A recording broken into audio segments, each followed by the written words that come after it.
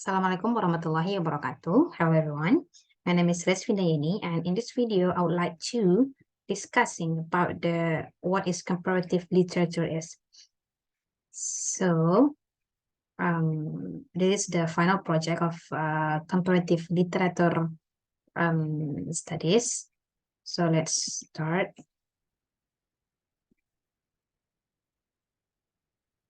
So let's start from the first point. What is comparative literature? So comparative literature is the study of two or more literature in comparison and their multidimensional components, which may encompass aspects such as the historical, gender, economics, cultural, social, philosophical, religious, and linguistic factors of the distinct cultures that being analyzes.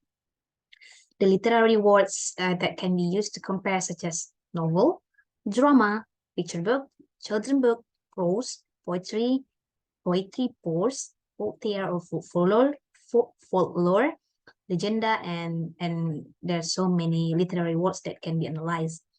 And comparative literature is also about paying attention to the way in which we read, understand, and engage with the word and with meaning making. Comparative literature includes literary criticism and theory, and sometimes for or oral literature, as well as the interdisciplinary interrelationship with the other arts and even with others' expression and studies of such as philosophy and psychology.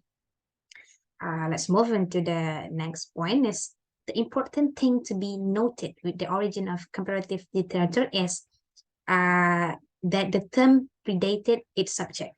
So it means that people used the term comparative literature without having a clear idea about what it was. Comparative was set against national, while the study of national literature raised the accusation of partiality. Study of comparative literature carried with it a sense of transcendence of narrowly nationalistic. The term was used loosely, but was associated with the desire for peace in Europe and harmony between nations. Central to this idealism was that comparison could be done on mutual basis. Next, the object of the study of this literary discipline is literary text.